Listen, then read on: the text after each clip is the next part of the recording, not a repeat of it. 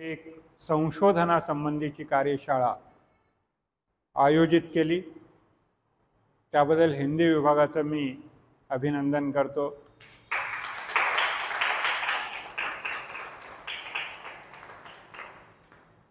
त्याचं कारण म्हणजे हिंदी विभागातून आता तुम्ही पदवी शिक्षण घेतल्यानंतर अर्थात पदव्युत्तर शिक्षण देखील या महाविद्यालयातून तुम्ही घेणार आहात आणि हिंदी विषयाचं पदव्युत्तर शिक्षण घेत असताना पदवीच्या स्तरावरच घेण्यापूर्वी म्हणजे पदव्युत्तर शिक्षण घेण्यापूर्वी पदवीच्या स्तरावरच तुम्हाला संशोधनाची जी मूलतत्व आहेत, संशोधनाच्या ज्या पद्धती आहेत, संशोधनाचं जे महत्त्व आहे हे माहीत होणं अत्यंत आवश्यक आहे।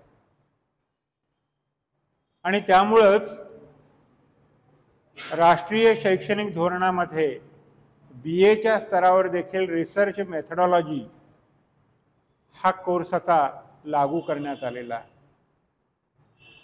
आणि त्यामुळं संशोधनाच्या या विषयाकडे तुमचं सगळ्यांचं अवधान असणं, त्याविषयी तुम्ही विचार करणं, तुमच्या विचारांना चालना मिळणं हे अतिशय महत्त्वाचं आहे। हे लक्षात घेऊन ही कार्यशाळा आपल्या महाविद्यालयामध्ये आयोजित केलेली आहे आपण। आता खरं तर संशोधनाविषयी खूप काही मी आतापर्यंत ऐकलं। वडजे सरांनी संशोधनाच्या संदर्भात विविध पातळीवरून मतं व्यक्त केली। ग्रंथकार संशोधन, कालखंडाचं संशोधन असेल, विशिष्ट साहित्यकृतीचं संशोधन असेल, तौलनिक संशोधन असेल, शैलीवैज्ञानिक संशोधन असेल, अशा वेगवेगळ्या स्वरूपामध्ये संशोधन केलं जाऊ शकतं। त्याच्या कोणकोणत्या शक्यता असतात, ते कसं केलं पाहिजे, किती गांभीर्यानं केलं पाहिजे याचं विवेचन त्यांनी केलं। मी बऱ्याच वेळेस संशोधनाकडे जेव्हा पाहतो, विद्यार्थ्यांच्या संशोधनाकडे अलीकडच्या काळामध्ये, तेव्हा असं दिसतं की संशोधन ही एक केवळ करायची गोष्ट आहे म्हणून केली जाते। एक BAच्या स्तरावरचा कोर्स पूर्ण झाला, MAच्या स्तरावरचा कोर्स पूर्ण झाला की संशोधनाचा देखील एक कोर्स आहे आणि तो पूर्ण करावा म्हणून विद्यार्थी त्याकडे वळतात। मागे मला आठवतं, पद्मगंधा नावाच्या दिवाळी अंकामध्ये एक लेख आला होता, त्याच्यामध्ये PhD एक करणे असं शीर्षक होतं। म्हणजे मूळ संशोधन नाहीच, फक्त PhD करण्यासाठी म्हणून संशोधन। पण संशोधन हे इतकं वरवरचं नाही, ते इतकं उथळ नाही, ते इतकं सवंग नाही। खरं तर संशोधनासाठी तुमचा अभ्यासाचा पाया हा अत्यंत पक्का असला पाहिजे। मला चांगलं आठवतं, संशोधनाच्या संदर्भातला जो एक ग्रंथ आहे मराठीमध्ये, वसंत जोशी यांनी संपादित केलेला दर्जेदार ग्रंथ आहे, आणि त्या ग्रंथामध्ये त्यांनी असं एक मत मांडलंय की MAचं शिक्षण पूर्ण झाल्यानंतर किमान पहिली 5 वर्ष विद्यार्थ्यांनी अभिजात वाङ्मयामध्ये आणि भाषाविषयक विचारामध्ये पूर्णपणे बुडालेलं असलं पाहिजे। म्हणजे संशोधन करण्यापूर्वीची खरी पार्श्वभूमी तयार होण्यासाठी, तुमच्यामधला संशोधक जागा होण्यासाठी, तुमची निर्णय क्षमता वाढण्यासाठी, तुमच्या तर्कशक्तीचा विकास होण्यासाठी, किंवा एखाद्या विषयाकडे नव्या पद्धतीने कसं पाहायचं हे तुम्हाला समजण्यासाठी अशा अभ्यासाची नितांत गरज असते। MA केलं आणि लगेच अभ्यासाला आपण PhDचे लागलो फारसं काही साधत नाही, कारण बेस नसतो, पाया नसतो। संशोधनासाठी आपल्या विषयाच्या संदर्भात अधिकाधिक सक्षम असणं आपण सुरुवातीला आवश्यक आहे, आणि ती तयारी असायला पाहिजे। उपजत तुमचं शहाणपण तर असावंच, पण त्याबरोबरच अभ्यासानं ते अधिक सशक्त तुम्हाला करता आलं पाहिजे। तो हा कालखंड आहे तुमचा, मला वाटतं। BA पासून, आता BA थर्ड इयरला जर तुम्ही असाल तर BAच्या या 3ऱ्या वर्षापासून MA पर्यंतचा कालखंड आणि त्यानंतरची जे 2-4 वर्ष आहेत तो कालखंड असा सगळा भरण पोषणाचा कालखंड आहे. भरपूर तुम्ही वाचलं पाहिजे, अभ्यास केला पाहिजे. केवळ आपल्याला आवडतील तीच पुस्तकं नाही, तर तर्कशास्त्राची असतील, संशोधनशास्त्राची असतील, समीक्षेची असतील, हे ग्रंथ तुम्हाला वाचायची सवय असली पाहिजे. एक लक्षात घ्या, संशोधन एका विषयावर अवलंबून नसतं, एका शास्त्रावर देखील अवलंबून नसतं. आंतरविद्याशाखीय बराच अभ्यास आपल्याला करता आला पाहिजे. तुमचा मराठीचा जर चांगला अभ्यास असेल तर मराठी आणि हिंदीचा तौलनिक तुम्ही विचार करू शकता. तुमचं इंग्लिश किंवा संस्कृत भाषेवर प्रभुत्व असेल तर तसा विचार तुम्ही करू शकता. म्हणजे असं चौफेर वाचन, चौफेर अभ्यास हा संशोधकाला अत्यंत आवश्यक असतो. एक उदाहरण म्हणून तुम्हाला सांगतो, फक्त जर एका निसर्गाचा जरी अभ्यास करायचा झाला तर तुम्हाला भाषेचा चांगला अभ्यास पाहिजे, तुम्हाला प्रदेशाचा चांगला अभ्यास पाहिजे, तुम्हाला भूगोलाचा चांगला अभ्यास पाहिजे, तुम्हाला वनस्पतीशास्त्राचा चांगला अभ्यास पाहिजे, तुम्हाला प्राणीशास्त्राचा अभ्यास असला पाहिजे, तुम्हाला कीटकशास्त्राचा अभ्यास असला पाहिजे. एवढंच नाहीये तर आणखीन वेगवेगळी अगदी दकारगल शास्त्र किंवा भौगोलिक जे ज्ञान आहे ते सुद्धा असणं आवश्यक राहतं.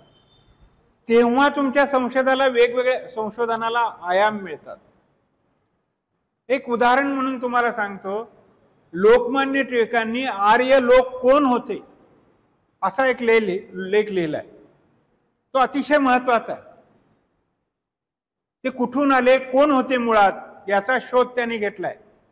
लक्षात घ्या, लोकमान्य टिळक हे स्वातंत्र्य लढ्यात होते, पत्रकार होते, मराठीतले उत्तम लेखक होते, वक्ते होते, नेते होते. पण त्याच्याही पेक्षा ते ज्योतिष विद्येचे अभ्यासक होते, खगोल विद्याचे अभ्यासक होते, गणितातले तज्ज्ञ होते. म्हणजे एकच माणूस किती वेगवेगळ्या विषयात पारंगत होता पहा. आणि त्यांनी आर्य लोक कोण होते हा जो संशोधनाचा विषय घेतला, त्या विषयासाठी, त्या विषयाची मांडणी करण्यासाठी आर्यांनी लिहिलेले जे ग्रंथ आहेत त्या ग्रंथांचा शोध घेतला. त्यात ज्या हंसांचं वर्णन त्यांनी केलेलं आहे ते हंस कोणत्या प्रदेशात होते ते त्यांनी शोधून काढलं. म्हणजे ते त्या जातीचे, विशिष्ट जातीचे हंस कोणत्या प्रदेशात आढळत होते त्याचा शोध घेतला. आणि तो सगळा कालखंड काढण्यासाठी त्यांनी खगोल विद्येचा अभ्यास केला आणि त्याच्या आधारे आर्य लोक कोण होते हे त्यांनी सांगितलं. म्हणजे संशोधन हे जुजबी 1-2 पुस्तकं घ्यायची आणि कुणाचं तरी संशोधन इकडचं तिकडचं उचलायचं आणि ते मांडायचं असं होत नाही.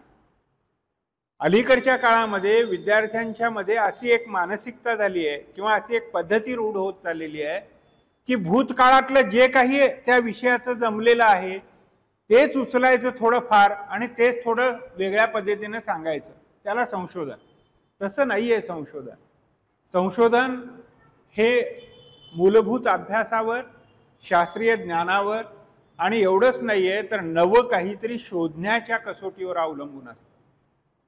कारण सर्च म्हणजे शोध आहे.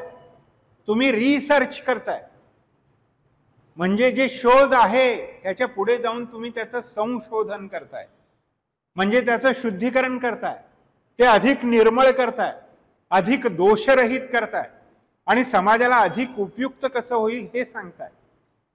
त्याला तुम्ही संशोधन म्हणताय. यासाठी मला वाटतं आता मुलीमणी सरांनी सांगितल्याप्रमाणे ग्रंथालय शास्त्राचा देखील तुम्हाला विचार करावा लागेल, त्याचा उपयोग करून घ्यावा लागेल. समृद्ध ग्रंथालय आपल्या अवतीभोवती आहेत, संशोधकांना ती खुली आहेत. सोलापूरमध्ये हिराचंद नेमचंद वाचनालयासारखं वाचनालय 150 वर्षापूर्वी स्थापन झालेलं आहे. महाराष्ट्रातल्या मोठ्या वाचनालयांपैकी ते एक आहे. आपल्या संगमेश्वर कॉलेजमध्ये सुद्धा जे वाचनालय आहे जवळपास 1 लाख ग्रंथ आहेत. हिंदी, मराठी, संस्कृत, उर्दू, कन्नड भाषेतले, इंग्रजी भाषेतले, म्हणजे साहित्य आणि भाषा याच्या संदर्भातले कितीतरी महत्त्वाचे ग्रंथ आपल्या ग्रंथालयात आहेत. ह्या सगळ्यांचा आपण अभ्यास करण्याचा प्रयत्न करायला पाहिजे, त्या ग्रंथांपर्यंत आपण जायला पाहिजे. तर संशोधनाची दिशा आपल्याला सापडू शकेल असं मला वाटतं. पण काही का असेना एक चांगली सुरुवात झाली असं म्हणायला हरकत नाहीये। अशा कार्यशाळेच्या माध्यमातून विद्यार्थ्यांपर्यंत त्याचं महत्त्व संशोधनाचं जातं, वेगवेगळ्या पद्धती त्यांच्या कानावर पडतात, काही नवे विचार त्यांना ऐकायला मिळतात, त्यातूनच त्यांच्यामधल्या संशोधकाला चालना मिळण्याची शक्यता आहे। आणि म्हणून अशी एक कार्यशाळा हिंदी विभागाने आयोजित केली, त्याबद्दल हिंदी विभागाचं पुन्हा एकदा कौतुक करतो। आपण सगळेजण या कार्यशाळेला उपस्थित राहिलात त्याबद्दल तुमचंही मनापासून कौतुक करतो आणि थांबतो।